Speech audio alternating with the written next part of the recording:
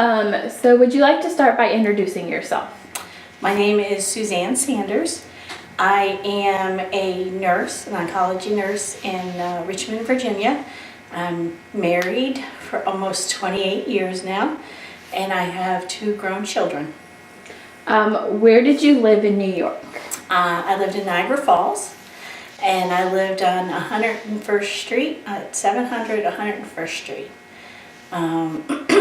with my mom and dad, 3 brothers and 2 sisters, and what later was called the Love Canal. Did anybody else live there with you guys? My grandma did when I was really little. She passed away though when I was about 3. So I don't remember a whole lot about her, except for my dad had made a bedroom for her, right off the kitchen, and the only bathroom in the house, you know, for 9 people. And then I remember her cooking in our kitchen, and she had this brown flowered dress that she wore, or at least that's what I remember. What was her name? Her name was Clarissa Elizabeth Green. What did your guys' house look like? Well, it was 2 floors with a basement. When you came in the front door, which we didn't use very often, you had a long hallway that went down all the way to the kitchen, and right off to the right was the living room, and to the left was the stairs that went upstairs. Then in the living room there was a big window that you could see out just past the porch, and then behind it was our dining room, which my mom and dad always made sure that the entire family sat at that table for dinner. That was very important to my dad. And then next to it was the kitchen, and then grandma's bedroom and the bathroom. And then when you went upstairs, there was 3 bedrooms, and of course the girls had the biggest because all 3 of us shared a room, which I didn't understand really why, because my 3 brothers shared the other room, and my mom and dad, when you first got to the steps, the smallest room, and it had a funky shaped wall and ceiling, and that was the smallest room in the house, and mom and daddy stayed there. And I always wondered if it was because it was just the 2 of them, or if they were there they could hear us sneaking downstairs. But so that's where it was. And then at the end of the hallway there was it was like shelves. It looked like it should have been a closet with no door, and that was where all the linen was kept. And then my brothers had this area. It was kind of like an attic on the side of the house, but we called it the cubby hole, and there's just a lot of storage. And there, yeah, my brothers were kind of mean about that space too. They didn't like people being in their room, and sometimes that even included my little brother. Yeah, there's a lot of stories that go along with that. One of which is I am almost 49 years old, and as claustrophobic as you can imagine, because my brothers thought it'd be funny to shut me and my little brother in this space in the dark. So even at this age, I'm a little afraid of the dark too. So they kind of traumatized me as a child, but you know, I wouldn't change it for anything. But yeah, I remember being shut, and we called it the cubby hole. So yeah, they were mean. But they were my big brothers, and I knew that they'd protect me. They could mess with me, but nobody else was going to. And then our basement, when you came in the side door, you would either take 2 steps up to go into the hallway that led to the kitchen, or you would go down the stairs to the basement. That's where the washer and the dryer were. And then there was also a room down there. My mom's youngest brother lived with us for a little while, and he had a room in the basement. So that was about the size. The back side of the house is where we had oil for heat, and that's where the oil furnace was, and that was just side of the bathroom, but it was from the outside. They accessed it from the outside. What did your yard and outside your house look like? Our front yard wasn't real big. I remember it being huge because of course I was little. But it wasn't that big. It was big enough that my older siblings could lay from the sidewalk to the house and still have room for us to run past them or over them or whatever we could do to cause havoc. We had a sidewalk that ran down the front of the houses between it and the road. Our backyard was much bigger. We did have a pool back there at one point until the chemicals came up and ate the bottom out of it, which we weren't real sure exactly what was going on. But there were some odd things, and looking back now, we really could tell. Mama had a clothesline because when you have that many people living in a house, and we were, people looked at us as working class, but we didn't have a whole lot. I got a lot of hand-me-downs, and not necessarily from my sisters.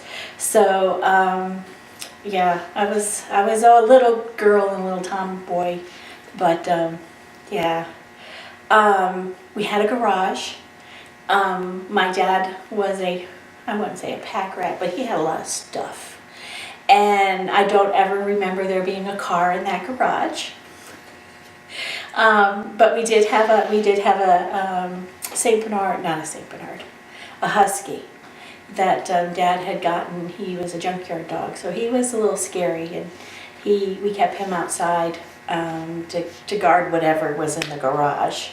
We had a driveway that came up off of the road, and then a side yard that wasn't real big, but at some point my dad had a boat. It wasn't anything extravagant, but it was a boat. And a fence that kind of separated us and Mr. Murray, who was our neighbor next door. Did you have any family that lived close to you guys? We did.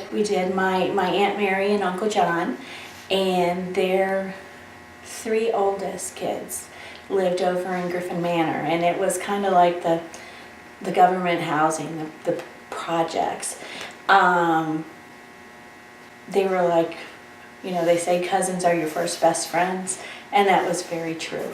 One of my best memories of my Uncle John was he would come to the elementary school when Mama had to work, and the kids were all at school, and he'd pick me up on his bicycle, and he would take me over to their place until Mama could come and pick me up. And yeah, my family loved us. We were close.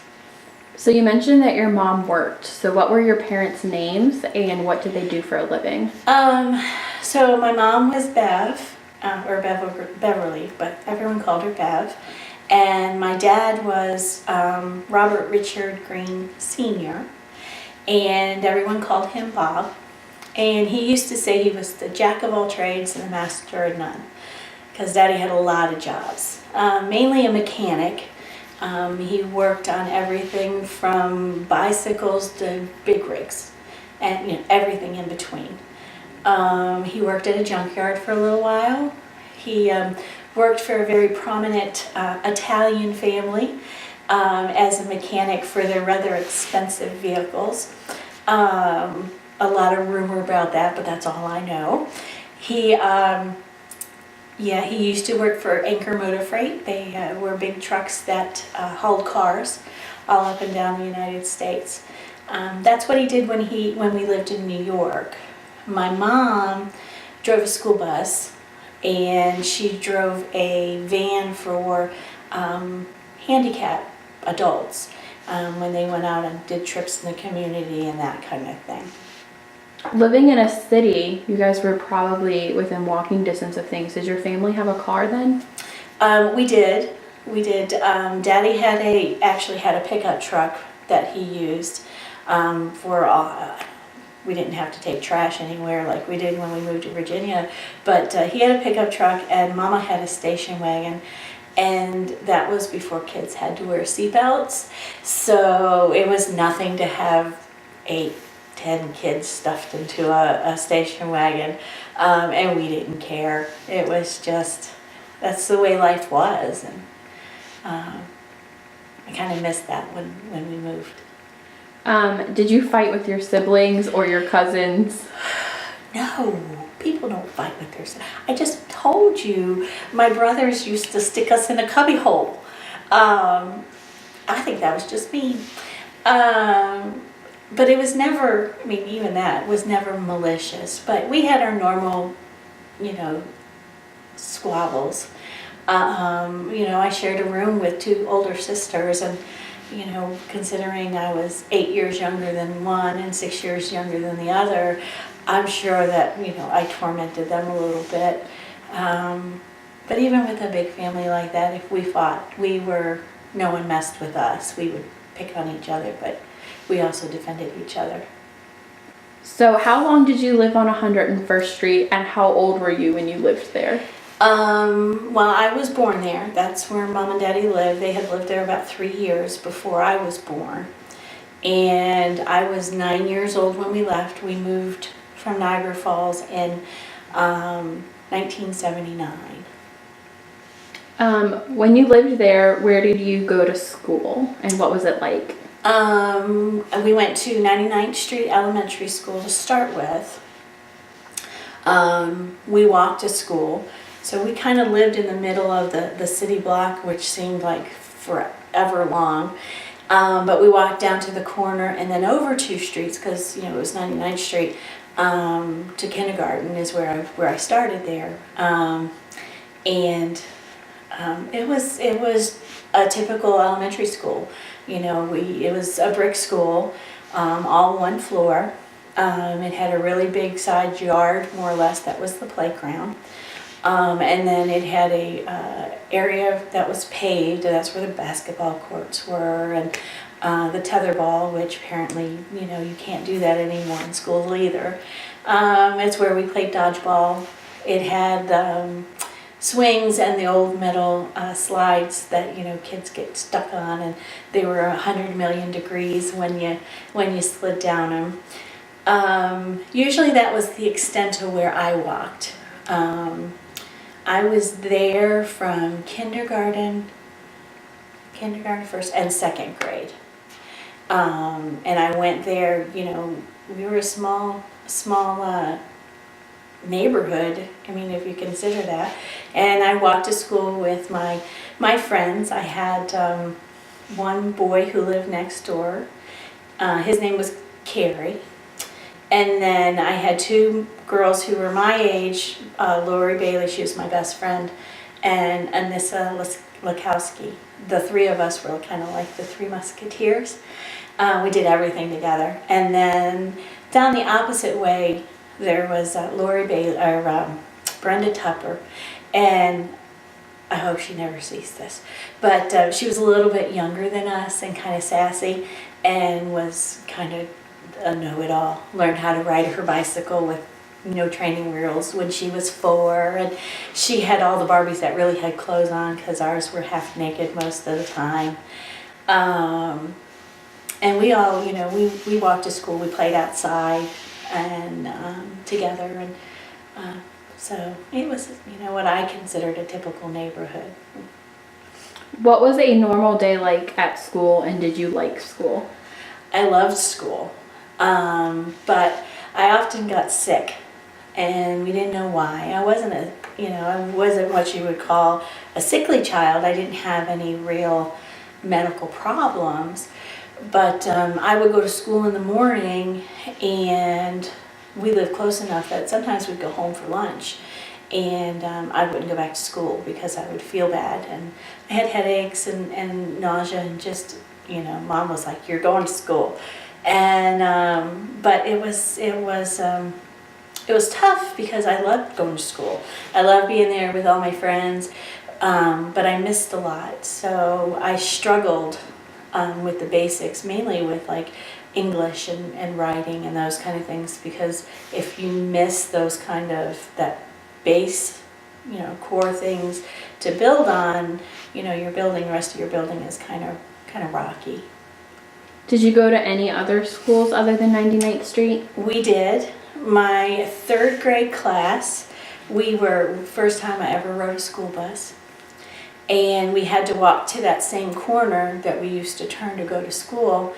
And that's where we picked, the school bus picked us up. And they called the school, it was 99th at Cleveland Avenue. And there wasn't a whole lot of kids there. It was rather odd because I ended up in a 3rd, 4th grade combination class, and there was all of 7 of us in there, and 3 of us were in the 3rd grade. But the neat part about it is it was a big school. It used to be a high school, so it had 2 floors on it, and it had a swimming pool because in New York you had to learn to swim. That was part of your PE class in order to graduate. So I told you I had a pool in our backyard, so I'd already had some swimming experience. You know, it was one of the things we did outside during the summertime. Because Mom wouldn't let us little kids walk down to the public pool. But so I had some experience, but they didn't let you start taking swimming class until you were in the 4th grade. So it was pretty cool that I was in the 3rd grade and I was allowed to take swimming classes with the big kids. And because I already had a little bit of swimming knowledge, of course I showed off a little bit. Do you remember any of your teachers in school? I do. I had Mrs. Lojack. She was my kindergarten teacher. And then I had Mrs. Brown, who was my 1st and my 2nd grade teacher because she moved up. And she was the sweetest lady. And she was my first black teacher. She was, African American teacher. And she was the sweetest lady. And she did everything that she could to help me get caught up and to be where I need. She saw that I was lacking a little bit there. And then I had Mrs. O'Hara. She was my 3rd grade teacher at Cleveland Avenue. And she wasn't very nice. I don't think she wanted either the combination class or I don't know. But she was kind of rough on us kids, or maybe just because I was little. I don't know, but she was an older teacher too. Do you have a favorite school memory? A favorite school memory.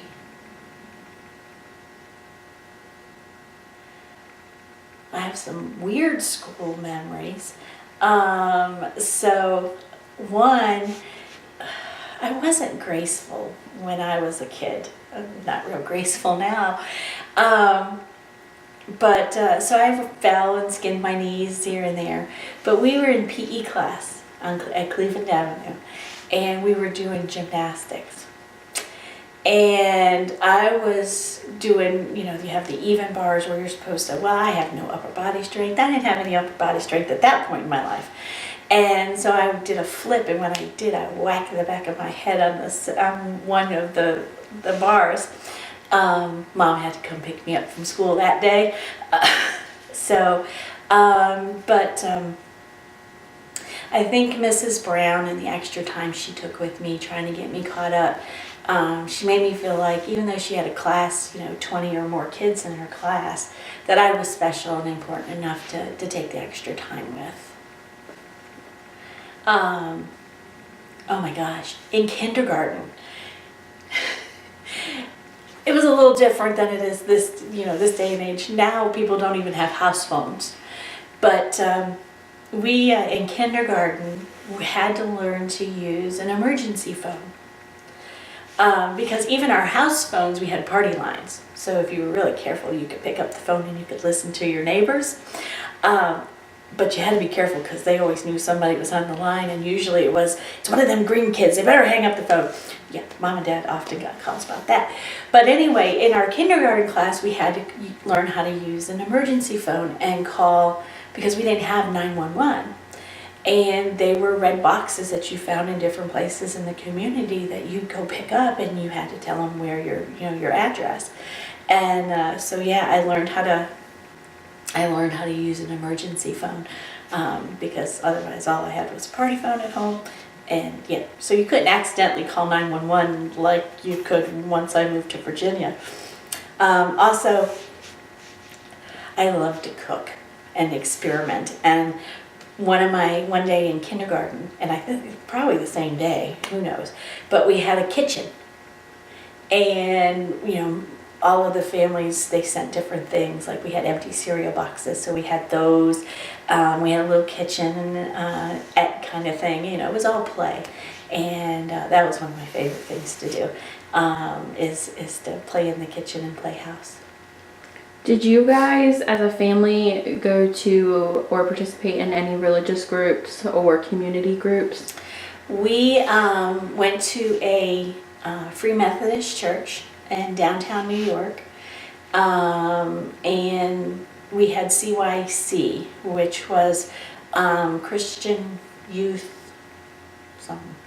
But it was kind of like Sunday school during the week. And, you know, there were different age groups and different classes and things that you know, learn not only scripture and, you know, religious type things, but you also, I remember a gentleman, because I wasn't very many of us in my age group, who actually taught me how to sew on a button.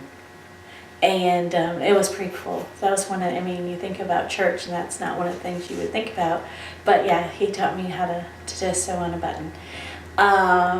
So that was, and we would go, and this kids, I think mom and dad bribed us, but so we'd go to church, and I don't know if you know about a Free Methodist church, but it's very structured. You go in, you sit down, you don't move, you don't wiggle. You stand up to sing, you sit down. You stand up to pray, you sit down. And mom and dad were kind of strict about that. So we used to sit on the back pew, so it would be mom and daddy and 6 kids. And even that young, we were expected to behave. And if you didn't behave, mama had no problem jerking you up out of that pew and taking you out the doors and, you know, disciplining you in a rather strict way sometimes. And then daring you to cry as she takes you back into the sanctuary. So I'm a little gun shy in the back of the church. I'm one of the few Baptists that actually sits in the front of the church. And then I was a Girl Scout. Or a brownie, actually, when I lived in New York. That was about the most that I can remember being part of. Who were your childhood friends? So I had Lori Bailey. She lived across the street to the right, and then I had Anissa, who lived a few doors down on the same side of the street that I did. And then like a Carrie, he lived on the opposite side. And then I had, you know, Brenda. I always kidded that she was kind of like the Olsen girl on Little House on the Prairie, Nellie Olsen, because she could be kind of that way. But she was still our friend. What did you guys do for fun in the summer? So I was telling you about the basement. So as you went down the basement, there was drywall, and it had a little break in it. So as we got older, we realized that you can use drywall as chalk. And oh, my dad got so mad at us because he knew what was happening. But we'd break off a piece of that drywall and we would draw hopscotch on the sidewalk, like he wasn't gonna know. But we would draw hopscotch on the sidewalk. We jumped rope. We had the pool in our backyard. We rode bikes, but you know, we were little kids, so we couldn't ride on the street like the big kids could. We had to ride on the sidewalk. And then we did Barbies. Carrie didn't do those with us. He was too much of a boy to do those with us. But we did that at Brenda's house because she had all the cool Barbie clothes. And then Lori and I they had this tree in their backyard that we would climb to get away from her little brother. But yeah, that's, you know, we did that. What else did we do? We played outside all the time. Matter of fact, there were street lights. And the rule of the neighborhood, everybody in the neighborhood knew when the street lights came on, you best be home. Mom used to say, nothing good happens after dark. And there's no reason to be out there. So we all knew that. We did play in our yard. Behind our garage, there was, we called it the Black Pond. And in the summertime, we would go catch tadpoles like any other kid would. But we thought it was cool because there were tadpoles with 2 tails. And so we thought that was pretty cool. We didn't know why they had two tails, but yeah, and Mom would yell. She hated us being back there playing in the black pond because you'd come back and you'd be filthy, and it wouldn't be just dirt; it would be black stuff. And she's like, "I told you kids not to be back there," but we were kids. We did it anyway. Who taught you how to ride your bike? Well, I remember I got my bike for my 5th birthday. It was a red bike. I had training wheels on it, and I think it was brand new. My siblings want to argue because my dad used to put bikes together. He'd get spare parts. I think every kid in the neighborhood had a bike because my dad would get spare parts from the junkyard and put bikes together. But mine was brand new. I'm convinced of that. And I was almost 6, and my mom said, training wheels are coming off. If you can't learn to ride this bike, we'll find another kid who could. So they took training wheels off my bike and laid it in the front yard. I was so mad. So my brother Bobby and my brother James, they're my 2 older brothers, were the ones who really helped me the most to learn how to ride a bike. But like I said, we had to stay on the sidewalk. And if we got caught in the road, we were in deep trouble. But I was a good kid most of the time. I was turning around and I decided I'm just going to go on the road just from this driveway to the next driveway. No one will ever see me. It'll be fine.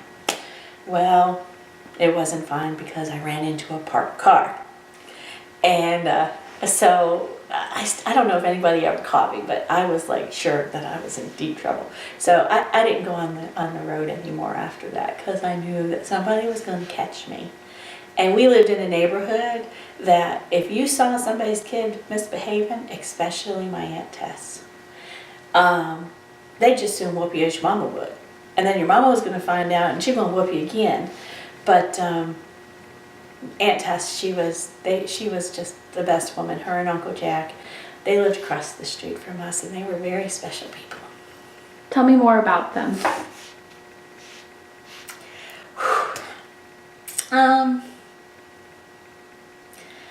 Aunt Tess, she was our babysitter, mine and my little brothers. And because, like I said, Mama worked, so the kids would take us over, the older kids would take us over and drop us off in the morning.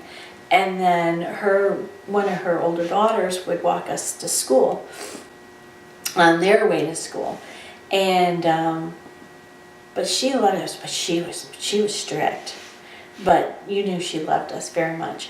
But you didn't do anything you weren't supposed to because Mama would call Aunt Tess. Now, she wasn't really our aunt, but out of respect, that's what we called her, was Aunt Tess. But yeah, and it's funny is because my kids didn't meet her until they were much older, and I'd still call her and say, Aunt Tess, you need to talk to one of these kids. I said, they won't eat their vegetables. And, just talking to her on the phone, my kids would go, yes, ma'am, yes, ma'am, yes, ma'am. And I didn't have any more trouble.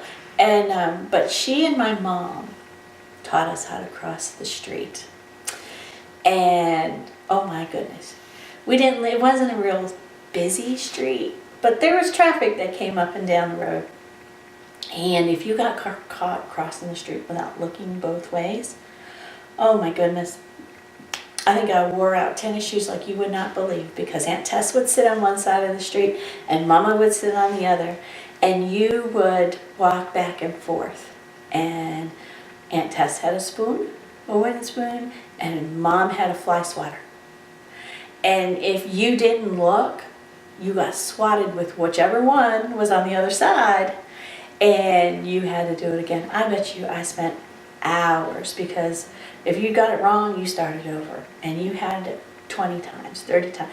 I spent hours learning how to cross the street, and it wasn't just me. It was all of my siblings, and like I said, the neighbors. If you got caught doing something wrong, it wasn't beyond them to make you cross the street too. But what was funny is the neighbors would all come out because it was a city block, so they'd all come out and stand in the front yard with their kids and go, see, the green kids didn't need to learn how to walk across the street. If y'all act up, you're next. So it takes a village. What did you do for fun in the winter? Well, we sled, because New York, you get a lot of snow. And we built forts and snowmen, and that black pond that we weren't supposed to mess with, in the wintertime it froze over. And that's how I learned how to ice skate.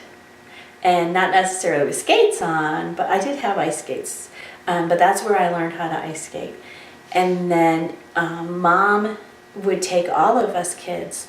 And like I said, my little brother was 3 years younger than I was. So he was, 6 years old when they finally started, 5, 6 years old when they started letting us. But they would take a whole carload of us kids down to the ice skating rink down in downtown. And Mom would give us all 50 cents, which was a lot of money back then. So we had enough money for hot chocolate, and they'd leave us there all day long. And we would skate and skate, and then they'd come and get us, and we'd go, "Aww," and we go, even we were half frozen. And so that was a lot of what we did in the wintertime. Were there any other businesses or community centers or things like that that you guys went to? During the summertime, and there was a rather large community center that I remember walking to. I don't remember doing a whole lot there, except for I knew in the summertime we would walk down and we would meet my cousins and we'd get lunch. And I didn't realize that we got lunch because we were, poor more or less, because we were considered, part of that working class. We didn't have to live in a projects, we lived in a house. But we still qualified for lunches, and for some kids that was the only meal they got. But we didn't know any better. We thought it was cool. We were walking down and getting their free lunch. What is your earliest memory on 101st Street? My earliest memory. Well, I was probably about 3 years old, and my mom was pregnant with my little brother. And we had this poodle, a little white poodle, and she had black puppies. And of course, at 3 years old, I didn't quite understand. All I knew was Fifi was pregnant, and now she had these puppies. And then I also knew Mama was pregnant. So I had to ask them, "Mama, are you going to have little black puppies too?"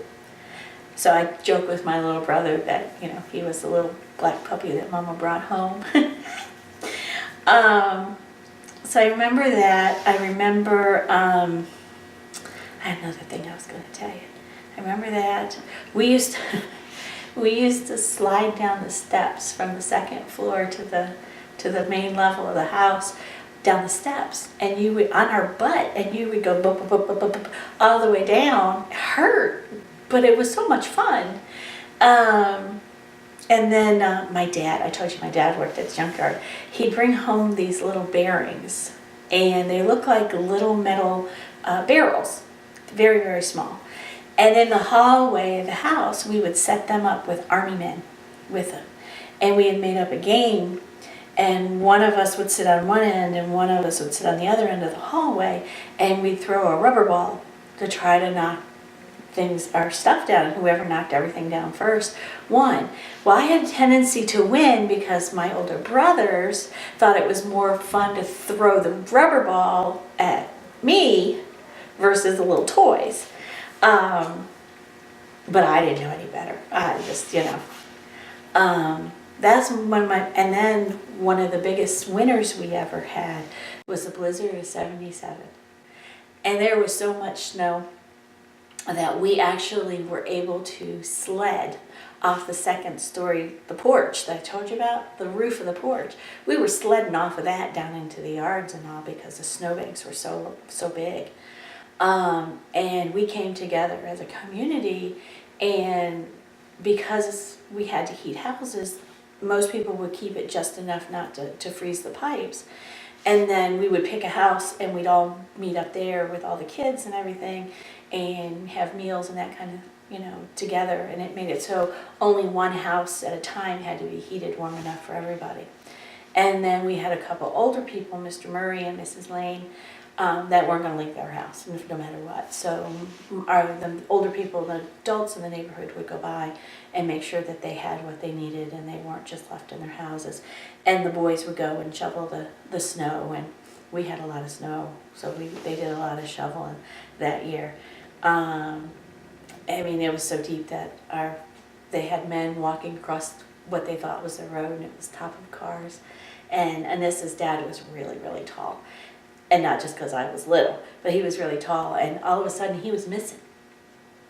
And that's because he fell down between two cars while they were walking down the street, and he was gone. And the next thing, my dad and one of the other men in the neighborhood had to go back and get him up out of the hole that he had just sunk right down into. Where did you guys sleep in the winter? Well, like I said, it was cold, and so Mom and Dad always put heavy plastic on all of the windows outside to help keep the heat in the house. But when it was really cold, we hung heavy wool blankets. My dad was in the National Guard, and we had these heavy wool blankets that we had to put sheets on under and over because they itchy.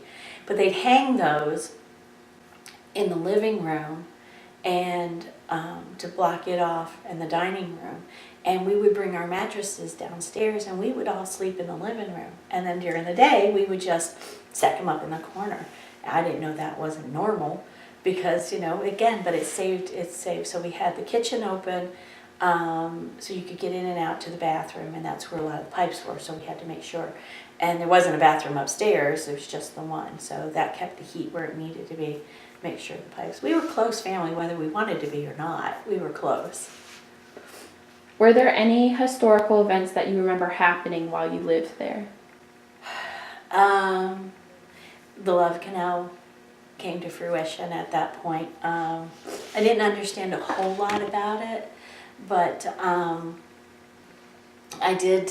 I remember that was why they took us away from our school and made us ride a school bus.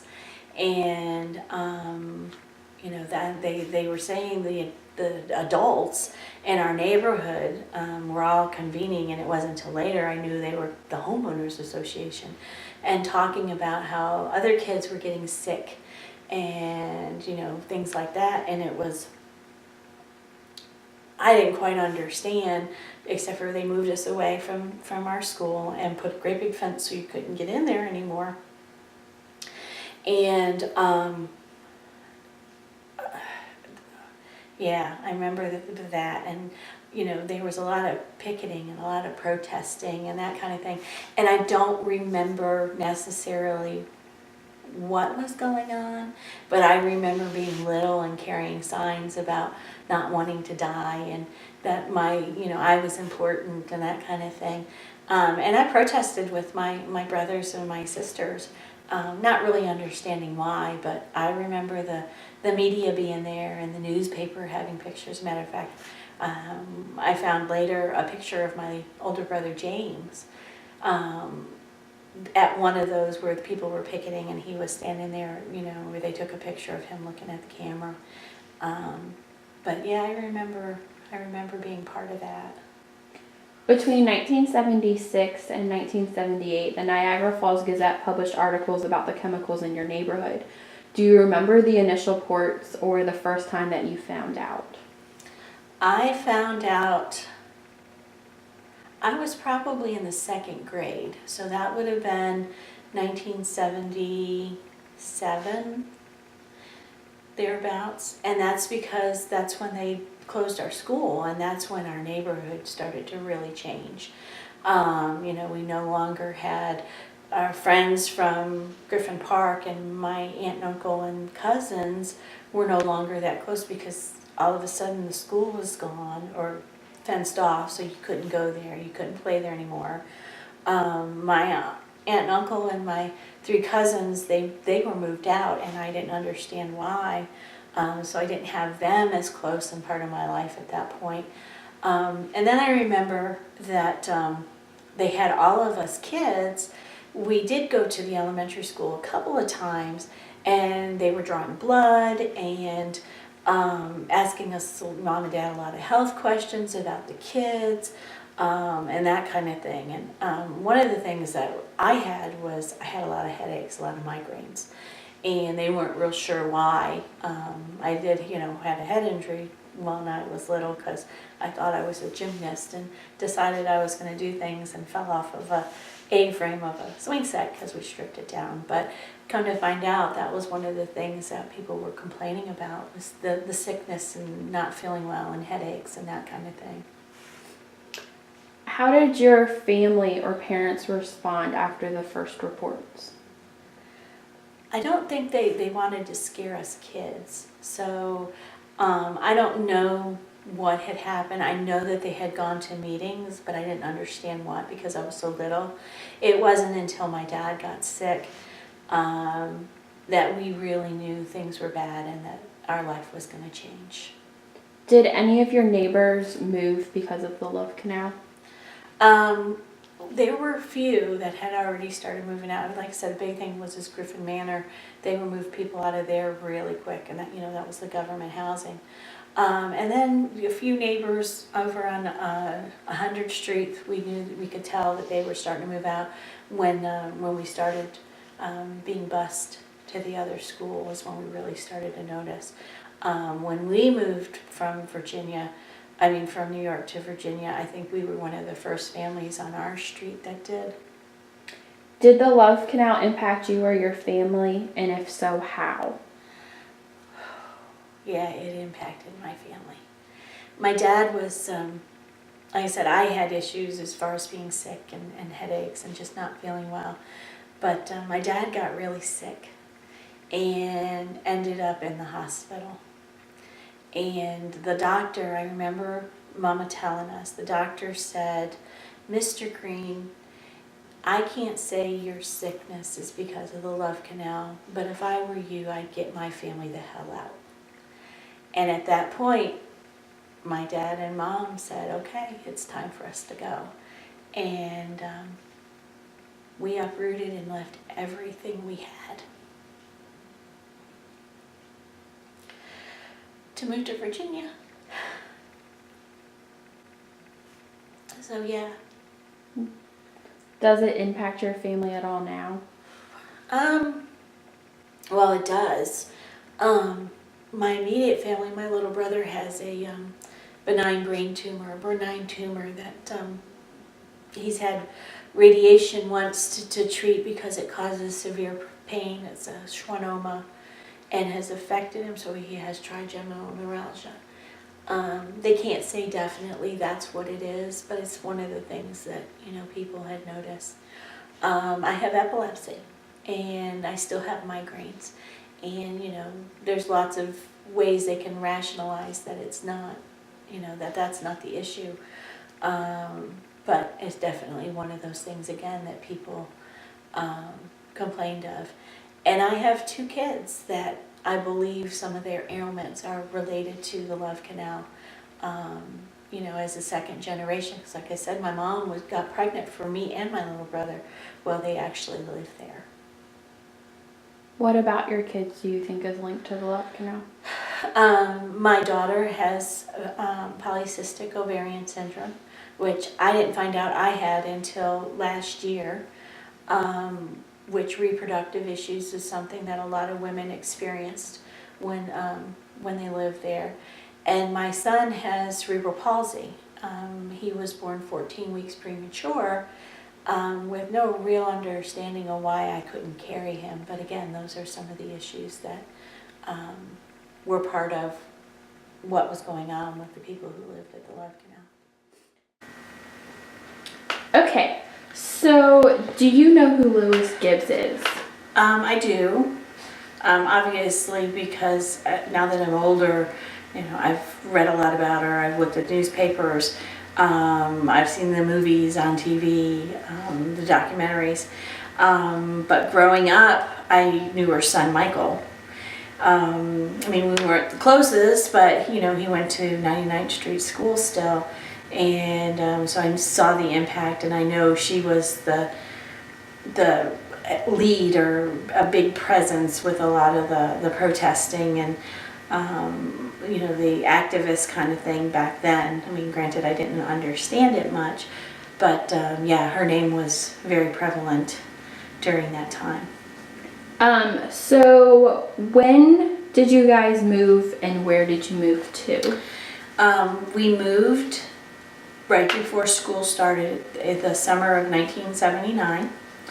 Our family picked up and we moved, more or less leaving everything behind except for our personal personal items. I mean, we took our furniture and that kind of thing, but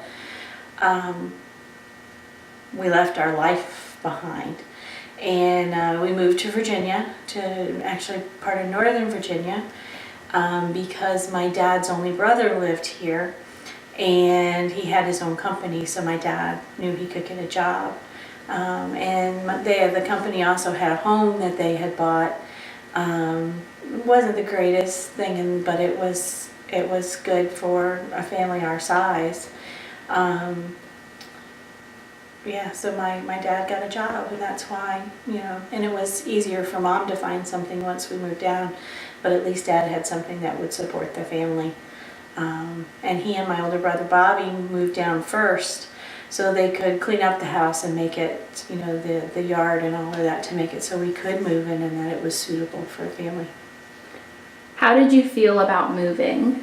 It sucked. We'd visited Virginia when I was younger, so it wasn't that I didn't know my Aunt Pat and Uncle Jack, but I was leaving everything.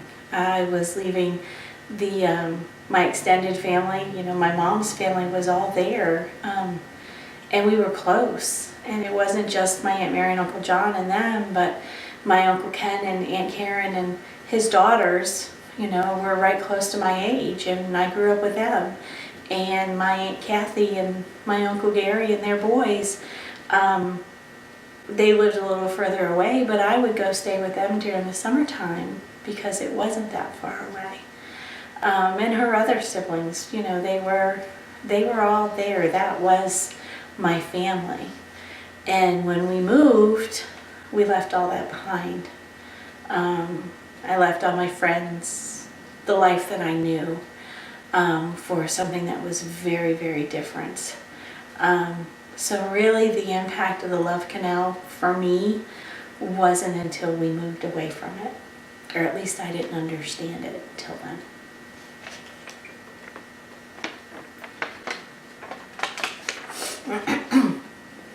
How would you compare your new home and school to the old? It was day and night. The house was bigger. There was actually 4 rooms, so my oldest sister Penny finally had her own room. The boys, all 3 of them, still shared a room, and I shared a room with my sister Lori. She was number 3 in the line. It was 1 floor. It was almost like it was 2 sections, like the house was 2 different homes that somehow eventually were brought together. We had a wood stove, and that's how we heated the whole house, which was very, very different. Growing up, even though we heated with oil, it was outside. You turned the thermostat on, and it was warm in the house. This, you had to build a fire. And if you got up in the middle of the night and the fire had gone out, you were cold. We had no air conditioning, which in New York we didn't either, but it certainly wasn't as hot and humid up there as it is here in Virginia. As far as neighbors, even though it was considered the suburbs of part of Northern Virginia, we had no sidewalks. It was actually a very narrow country road that we lived on. Our driveway came down between an older gentleman's house that sat right on the road and a Catholic church. And we sat right behind the Catholic church with a cemetery. So I was already afraid of the dark. And then to move into this place where it's darker than it ever been because there were no street lights. And have a cemetery. I don't think I slept a whole lot for the first several months that we lived there. Our driveway was gravel. I never had lived in a gravel for the most part.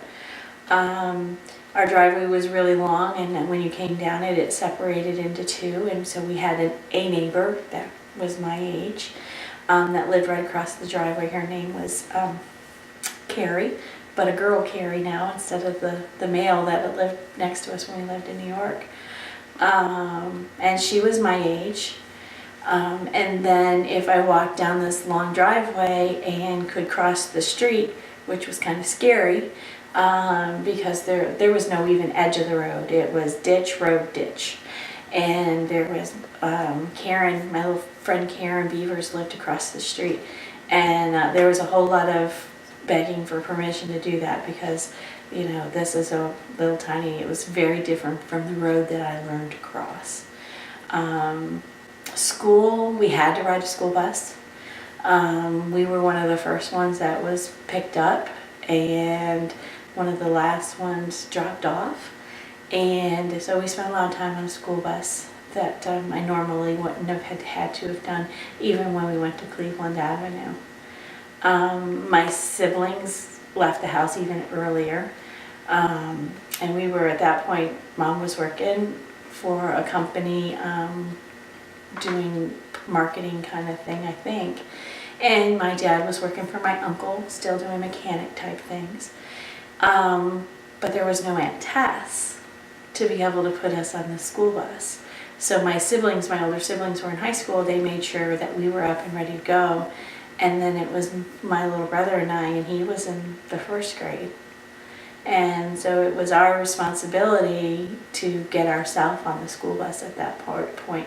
And it sounds terrible that you got a first grader and a fourth grader, you know, getting on the school bus. But, you know, those were latchkey kids at that point in time. And nobody thought anything of it. And, you know, it was what it was. No sidewalks, nothing to play, you know, write chalk or on or play jacks unless you were in the house. And Mom and Daddy didn't like that a whole lot, bouncing the balls around in the house. So my older siblings all had jobs, so they really weren't there.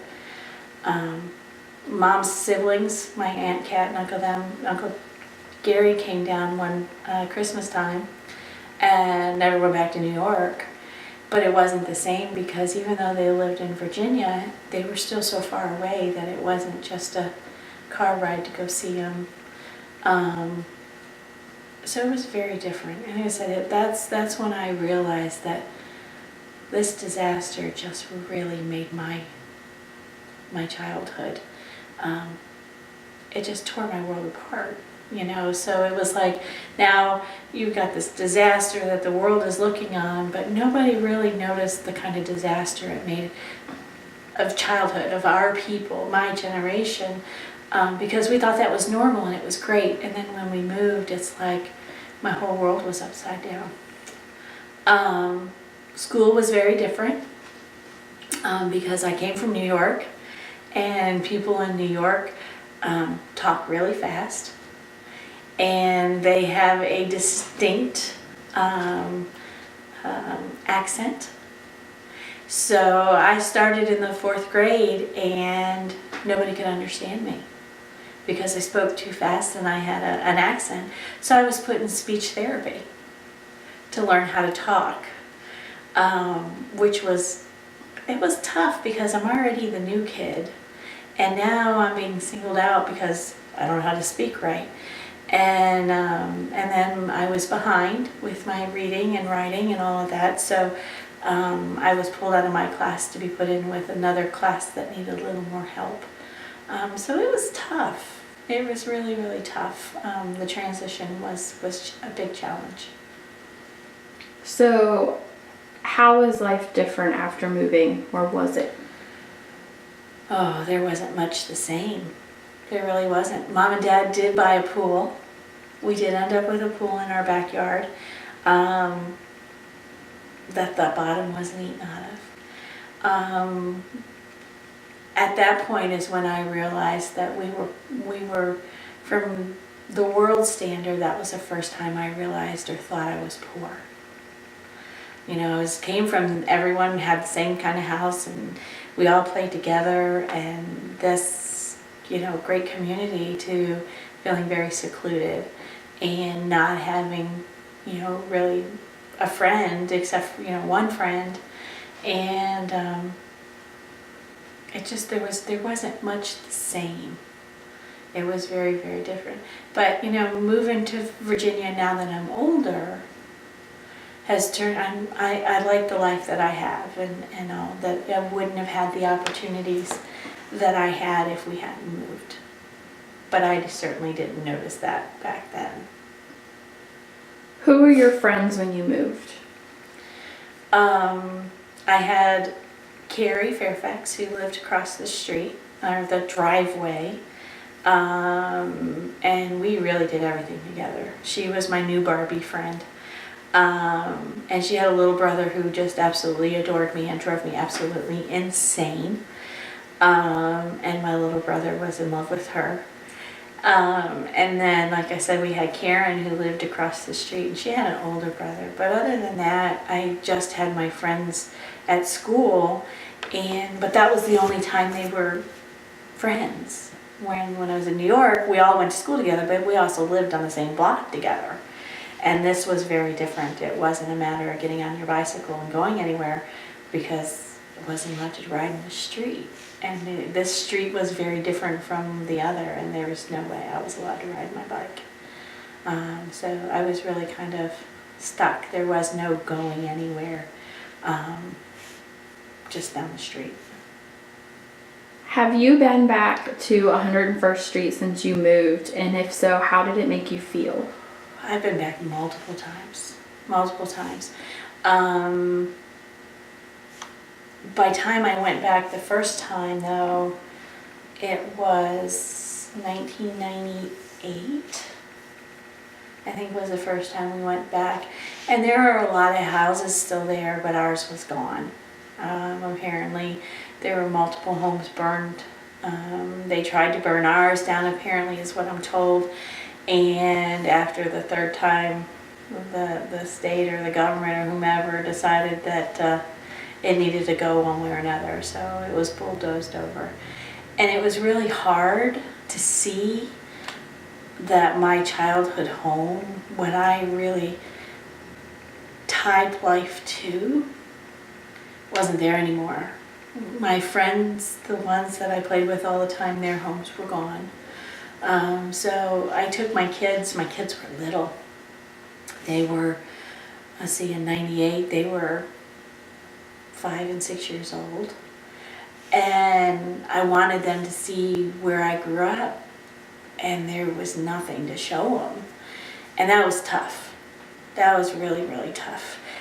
We did make them cross the street, like we learned, and I thought it was hysterical, and so did my brother and my mom and dad, but the kids were like, really? We don't even have a street to cross like this. Why are we doing this? So I've been back multiple times. Most recently, you go down through there and it's really hard to tell where the homes were, or because the driveways aren't there anymore, the sidewalks aren't there anymore. It's all overgrown. And I had to literally drive up and down the street, and I finally figured out where my house was. And the only reason I remembered it or could tell is my mom planted a weeping willow tree in the backyard because of a situation. She didn't get along with the neighbor lady very well. They kind of didn't hit it off all the greatest. And apparently she was a little afraid of weeping willow trees, so my mother, who was, I guess, a little passive-aggressive, planted a weeping willow in our backyard. And when you go down through there, there's 3 weeping willows that stand side by side, so all I can figure is they seeded itself because there are no others. So since then, and trying to keep a little piece of that in my life, I actually have a twig off the tree that I have at home, trying to grow a weeping willow tree to put in my yard. My husband thinks it's a little weird, but if I can make it grow, it's like having a piece of my mom with me still.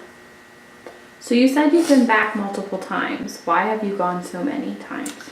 My uncle decided back in 1998 that our family had grown so much, and we had been, so many of us had moved out of the state and, to Virginia and whatnot, that, or out of that area and even spread across western New York, that we were losing touch. And he was afraid that the only times we were ever going to get together again is at funerals or weddings.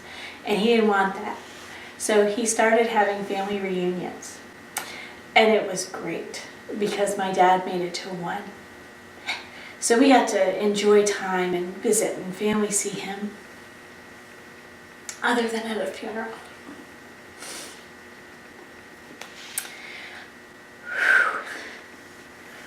So every Labor Day, we'd go to New York and we'd stay with my Aunt Karen and Uncle Ken, because Uncle Ken was the one who made sure that family was going to be held together. And we'd drive up and we'd go to the family reunion, and we always went over to the Love Canal, to the neighborhood, just to see how things changed. And my uncle moved and ultimately just passed away last year, and so we haven't had a family reunion for a couple of years, and so that's been challenging. But when I went up this last time, my daughter and I went through there, and on 4 city blocks there's 5 or 6 houses. It's a new kind of dumping ground. A lot of trash and TVs and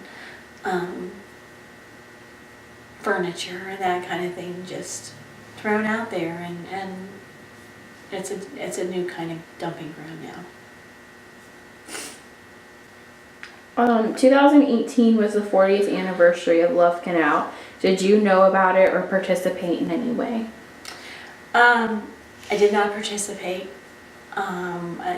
with anything, and I really didn't realize that they had any kind of commemorative celebration or whatever. I didn't know anything about that, but I can't understand why they'd want to remember it. I mean, I don't want people to forget how devastating of a disaster it was, but it's nothing to commemorate. It's nothing to celebrate. It destroyed lives, and it changed people like you would not believe. But I have to look at it from the positive, that my life that I have now, I probably wouldn't have been afforded those the opportunities if we had stayed in New York.